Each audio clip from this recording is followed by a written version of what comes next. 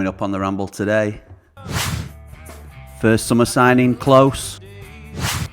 A Blades legend departs. And will he stay or will he go now? What is happening, Blades? How's it going? Welcome back to the Blades Ramble. Thank you everybody for the huge spike that we had following our last video. I know it's gone down really well. I may have to feature some of Darren Smith's updates more often. In fact, all joking aside, he's agreed to come on the channel. So what I wanted to do was get him on a little bit later on in the window, if we could, because then we can sort of look back on the deals and sort of say, well, were we ever in for Conor Cody or Lewis O'Brien or whatever it might be? And then he'd be able to confirm or deny. But from what I understand, people want him on a little bit sooner. So just be mindful that he might not be able to answer everything because things are ongoing, but I'll certainly have that discussion with him and try and get him on the channel. What I've done at the moment is I've asked our Ramblers to come up with some questions for Darren, and I've got some great feedback so far, so I hope he's ready, and thank you for agreeing to come on, so we'll come on to that soon. So first up today then, we're going to talk about 3 departures from the lane. Zach Brunt, which came a little bit out of the blue, but when you sit back and you think about it, it's not really a surprise.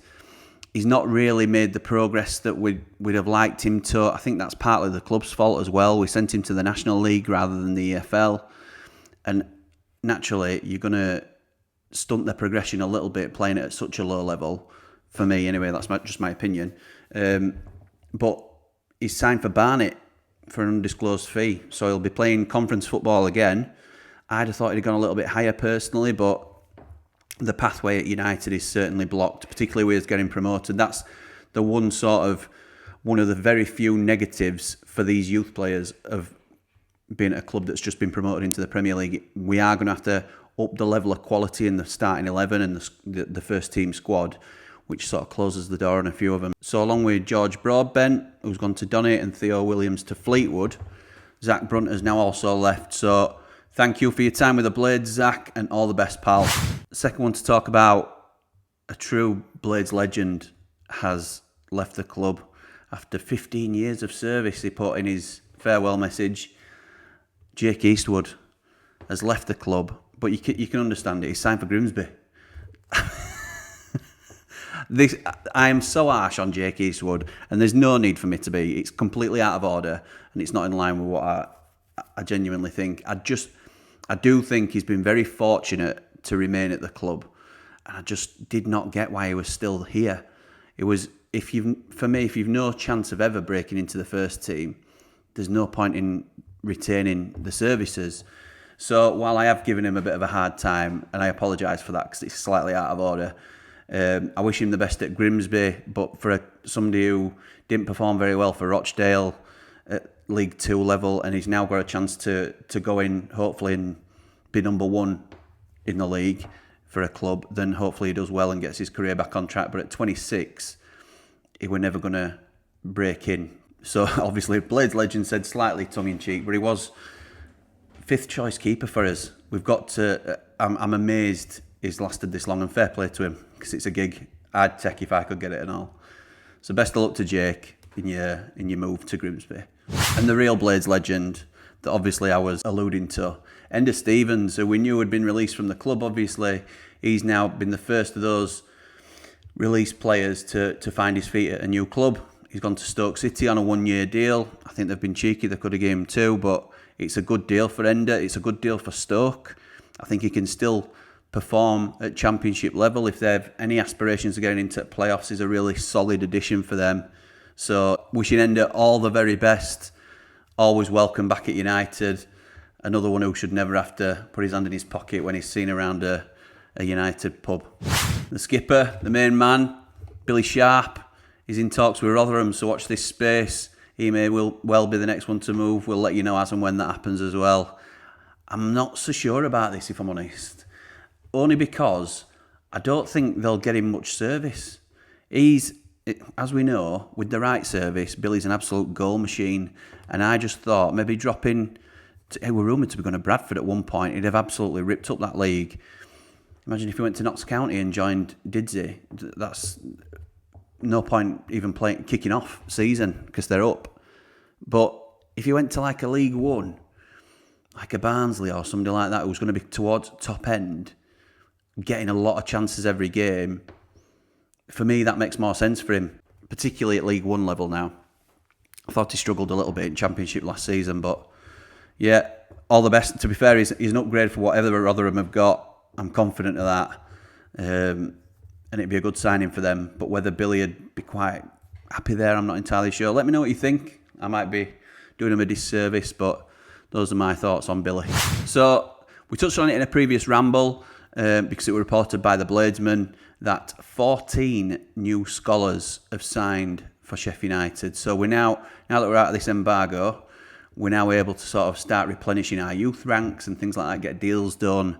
So 14 players with 2 notable names that jump out straight away. One is the son of an absolute footballing icon, and the other is Ryan Giggs' lad. So there's Zach Giggs, who was a right wing back. You'd have thought I just assumed he'd be on the left, but he's a right wing back. Let's hope he's got half of what his dad had in his locker. And the son of the absolute superstar, Craig Beattie's son, Blades legend, is Jevon Beattie, who actually he came through Motherwell ranks and he was quite sought after, to be honest. So he's signed with us with an agreement for a 2-year professional contract once he's finished his scholarship. And he's a striker, just like his dad. Let's hope he's a touch better, if I'm honest. But yeah, if there's an appetite for it, I'm happy to do a video on the scholars that have come through. And we'll see if that's something you fancy or not. But yeah, Blades replenishing the youth ranks, which is always great to see. Speaking of scholars signing for United, 4 lads who finished their scholarship: George Dickinson, Charlie Staniland, Ben Drake, and goalkeeper Luke Faxon have all signed professional deals following the expiry of their scholarships. So congratulations to those lads. Hopefully for Faxon, he can have a similar career to Jake Eastwood.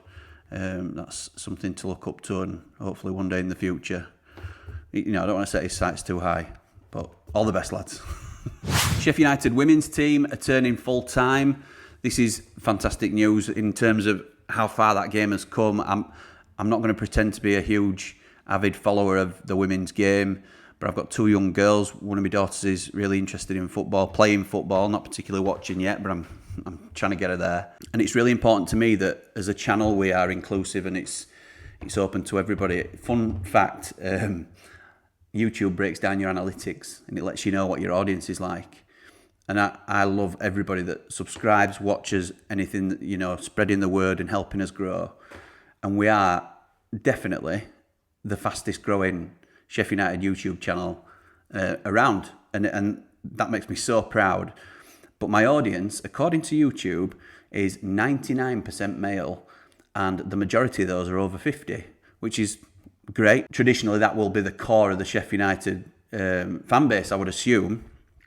But I also have to think about how I spread the word amongst female fans and a younger fan base as well. So I'm working on a few things that won't change my content, but I may be able to adapt slightly and sort of have other features or additional features that might be appealing more to like the younger end and things like that, because I don't know how to TikTok or Snapchat or do whatever, but so we may be growing as a channel, as I always tend to talk about. And as I say, I want to be known as inclusive, and I think the club's doing that with progressing the women's team and making them full time will allow us to invest more into that side of the football club, get better players on board. It just makes sense, doesn't it, as we progress as an entire club. I think it's a really positive move by United. So well done from the ramble, and watch this space on how we're growing ourselves in that particular area.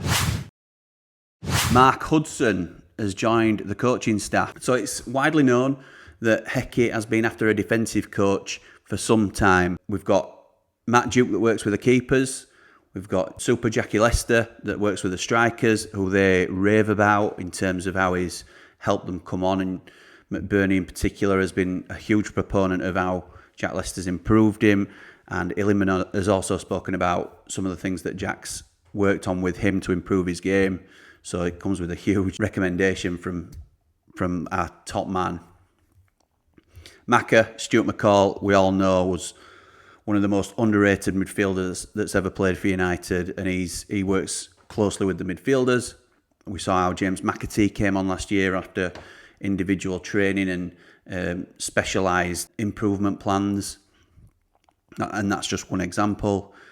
We needed a defensive coach. Now, Eki, by trade, was a left-back, obviously, for those of you that don't know. So he could always fill in for those knowledge gaps, and sort of, he likes to get hands-on in training. But for some time, he's wanted a defensive coach so he can step back a little bit and oversee, which is more akin to what his role should be, I suppose. So we've been banging the drum about Phil Jagielka might be an option if he no longer wants to play, or if he wants to come as a backup player on a lower wage and sort of move into coaching. We talked about Jack O'Connell, if he's going to retire from playing, which he may still do. It wouldn't surprise me if he does. Would he be interested in becoming a defensive coach? Because he certainly fits the criteria, particularly of what we're trying to do and how we play. It's a very unique system. But Eki's opted for Mark Hudson, who, for those of you that haven't seen him play, was a really tough, strong centre-half. Played a lot for Huddersfield, I remember him playing at. He was appointed Cardiff manager last season following Steve Morrison's exit.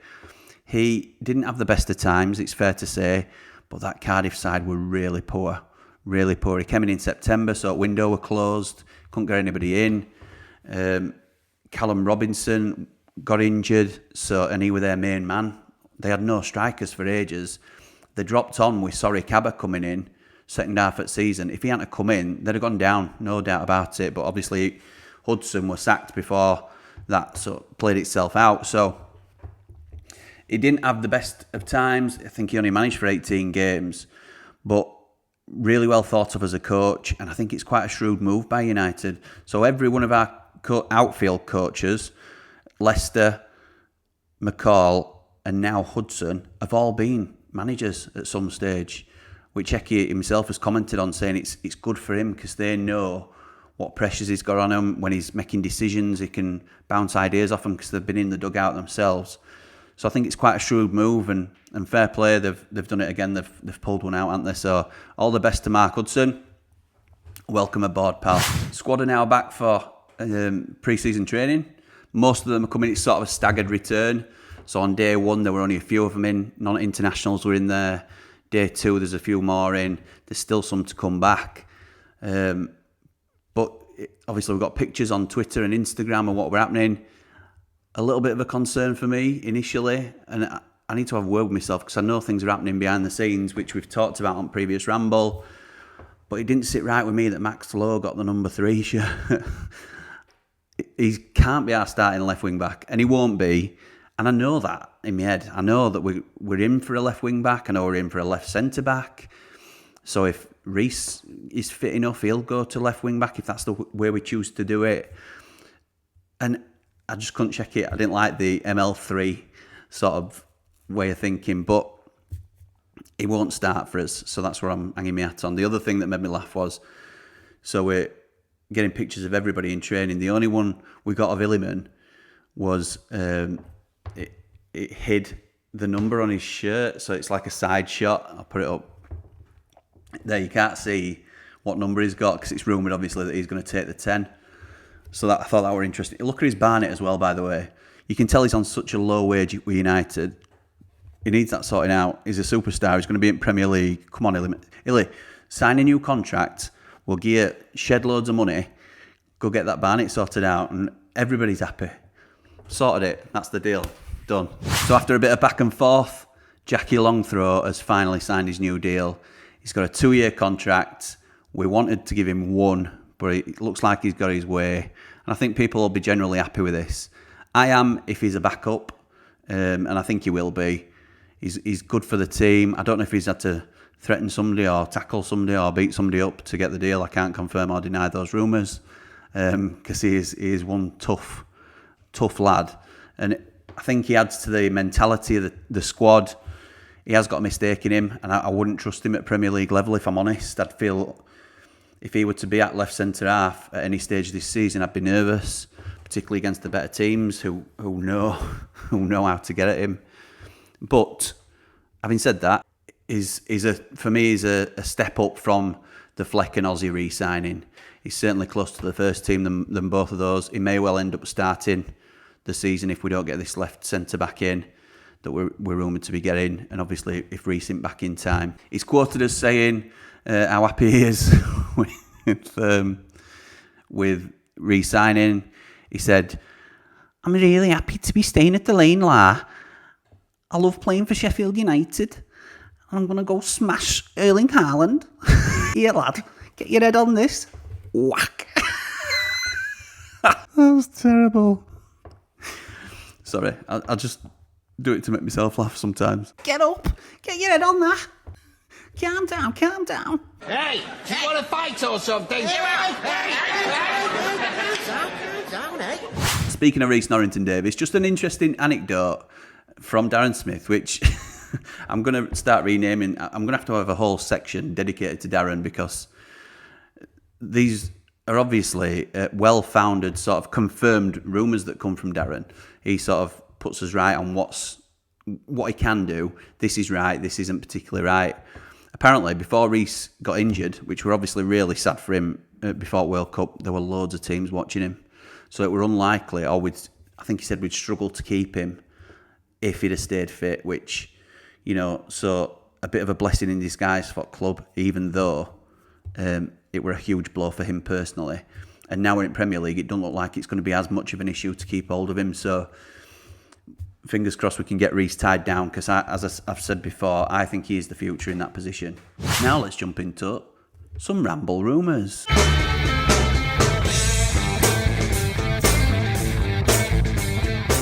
So there's several outlets reporting now, and Darren himself has confirmed that this is a goer. Anis Slimani is as a deal agreed to join United. This is the centre midfielder who breaks up the play quite nicely. I think from the characteristics that we've seen and already talked about on the Ramble, and other people who've started doing research as the deal gets closer, it's a really nice fit for us. It's a cut down price because he's only got a year left. So where we might lose out on those sort of deals, and we're thinking Illiman's gonna, see us out of pocket and all this, and we'll come to that. But this is actually going to work in our favour this time. We're getting him for about €2 million, 1.7 million quid. I think it's a really positive deal. And one of the things that swung it for us is the Tunisian head coach of the national team has highly recommended him. He's picked him over some really seasoned midfielders at the last World Cup, and he comes with a glowing reference. So pleased to get that done, and particularly at such a good price. Welcome. We've now got an Anis or Anis and Anel. That won't cause any problems, but let's hope they'll get stuck in. Bladesman's also reporting that Benny Traore, who we've talked about again quite a lot on the channel, is the one that we're trying to get in the striking position. We speculated on it. I'd heard a few little rumblings about it, that this thing was progressing. We just need to get it done quickly now. Just a few wranglings with the club over the final fee, but it's looking at around 5 million quid. I've said it too many times to go and watch his YouTube clips, so I'll just sort of say it in passing like that, but I'm really, really happy with this one. But let me know what you think. I've already had some comments come back saying that, look, the Swedish league is not of a decent standard. It's a whole different ball game, and I take that, and that's fair criticism, but he's not been tested. So at what point do you try and ask him to make that step up? And I think it's so low risk in terms of such a low outlay for a striker with flair. There's certainly resale value there. No brainer for me. Get it done, Blades. Come on. He's the one that's going to excite us. Traore, please. Thank you. Tommy Doyle is looking a difficult deal to do. This one seems to be slipping away a little bit, unfortunately, and it's a huge blow for me. From what I'm hearing, his wages are astronomical, which is hard to believe because I don't think he's made a first team appearance for City, or if he has, it's certainly been fleeting. He's certainly not established himself in their team, and I don't think he will, because I think his ceiling's a little bit lower than that, and that's no criticism against him. They're best team in Europe, if not the world.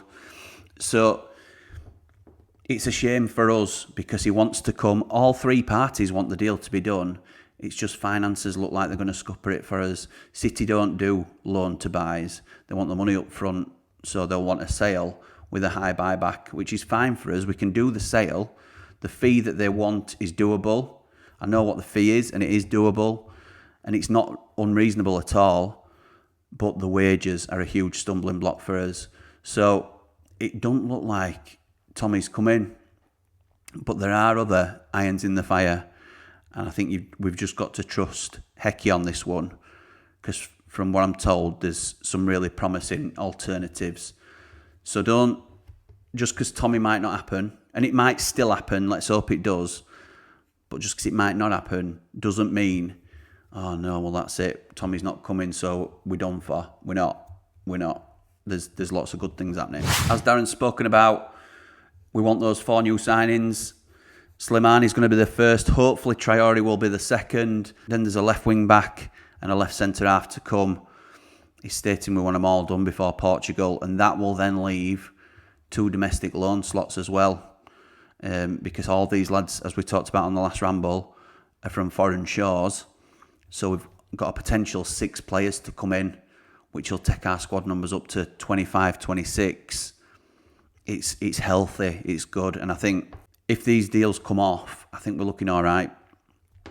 So keep your fingers crossed, Blades. It's never straightforward, and I think we have to keep that in mind, but it's positive. Just a very quick one in terms of the takeover. Darren reports that all the due diligence is now done. We're at a stage where there's 3 very serious interested parties, and the update is that none of them are individuals. They're all consortiums. So it's just a case of who makes the first move now to progress with exclusivity. As we talked about last time, it were 5 to 6 weeks that Darren had estimated that we really get some progressive news on this one, whether that be, you would assume it's exclusivity at that point, and hopefully hope to agree a takeover before the end of the year. So watch this space, and as always, you'll hear it here first on The Ramble. We're talking with Jebo about a new deal, as interest in him hots up. We talked about it before again. Juventus have now entered the fray, according to the Bladesman, and I have reason to believe that this is there is a bit of substance to this. I mean, that is a real head turner. So there's a chance we're not going to compete with some of this interest for Jebo, but for me, it doesn't directly impact the first team at the moment. So if we were to get 5 million quid for him and a huge sell on, then I don't think it's terrible business. But having said that, we're quite confident that he'll sign with us. We'll get a new deal over the line. And I think the only caveat with that would be, if he signs, he'll want to be involved in the first team. And I'd understand that, because he holds the cards. This is the position we're in with a lot of contracts at the moment. So as he holds the cards, we may have to give him certain guarantees, and I think that would rule out potentially a loan. And in being in around the first team squad and expecting more minutes, which I don't know whether that's best for his development, but obviously it's what he'd want to do. He wants to be in the Premier League, as does every player. And now we come to the big one. Iliman with his club, Marseille, showing interest. What a nightmare scenario this is for us. So everything I've told you today has been accurate at the time of reporting. And I'm confident in that, because I'm confident in the people I speak to. So at one stage, Iliman's saying, no, I'm not signing a new contract. Well, not necessarily him, but through his representatives. Because he can wait out the contract with us 12 months. 12 months left to run, have a year in the Prem, and then walk out for nothing, getting, instead of the transfer fee that will come to United in usual circumstances, he can get the equivalent on a contract as a signing on fee. So he's going to pocket 25 million and finally get his haircut. Well, now there's a wrinkle in that, because Marseille are on the scene. And the way Darren described it is quite right, and it's what I'd use as an example as well. If Billy Sharp's 10 years younger and he's playing at Crewe and Sheffield United come in for him, he might reject Man United for a year, and he might reject Liverpool for a year and look to make a deal with them in a year's time. and stick with crew who've brought him through and, love him. But if Sheffield United come calling, yes, we're not the same size as these clubs, but it's Sheffield United. It's the Blades. It's my club. Well, this is Illiman's club, and they can't get anywhere near what finances he could command at another club. But it's not always about finance, is it? It's going to be up to the player. So I think we're in a really sticky spot here, because not only they've not got a lot of money, so they could offer us a low ball deal, which might make him unhappy. They could wait until January, and because they're an overseas club, agree a pre-contract with him to sign him for nothing at the end of the season, which I think will happen anyway. I think not necessarily with Marseille, but I think we'll lose him for nothing. But the key is he wants to. If he's going to play for Marseille, he'll want it to be this season, because they're in the Champions League. We no guarantee of how that's going to go in the coming seasons. So it's either he goes now to Marseille for a fee, and we can then look to get somebody else in. We're never going to get an Illiman replacement, and we're only going to get a portion of what his value would be.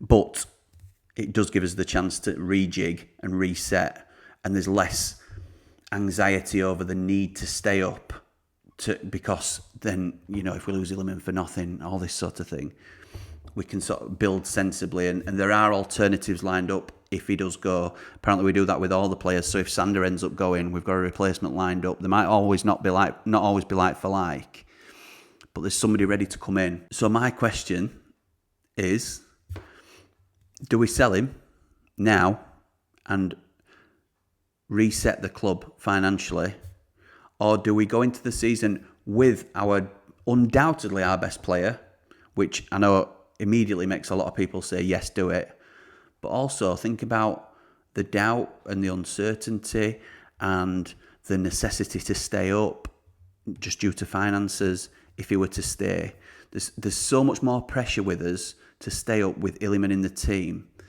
But it's come out this morning that Hecky and the Prince want to keep him. And look, I'd love nothing more than to see Illiman play for United in the Premier League. I think he'll light it up. But other than survival, which is the absolute main aim, we're not going to see any benefit from that superstar player then, are we? Other than that one season. It's like having him on loan, isn't it? It's like he's already gone and we've got him on loan from Paris Saint-Germain or Marseille or whoever. That's what it feels like at the moment, because we're not going to benefit financially in terms of a transfer fee. So it's a really tricky one, and I understand his dilemma. We have offered him a contract. We've offered him a significant pay rise. From what I understand, it's got relegation clauses in. It's got special clauses in for certain clubs. I think we can't do any more than what we've done to try and keep him. Eki is adamant, look, I can build my team around this man. But if you're Illiman and you're realistic, and like I said on Twitter, if you take your Blades hat off, you make a decision in cold light of day, he owes us nothing. Everything he's contributed to us has been a success. We have purely benefited from having Illiman in the side, and I know that's come from our coaching as well. But this boy is going further than us as a club. We're not ready to keep up with his talent. We hopefully will be one day, and maybe the takeover brings us a little bit closer to being an established Premier League club. But he's going to be an elite player in my eyes. So what do you think we should do? I've brought you loads of stuff to think about. I'm conscious of that. And I've rambled on for ages. But what do you think? Let me know in the comments. Please like, comment and subscribe. We are, because of that massive bump that we had from last video, we are well back on track now. 2K before match day, less than 300 subscribers to go. We're back on the train, so let's get rolling. If you can, please subscribe. It's very much appreciated, and we'll keep improving. We'll keep trying to bring you the latest news on everything. And watch this space. The Ramble's where you're going to find all the latest news. Come on, you red and white wizards. Up the Blades. Ramble on.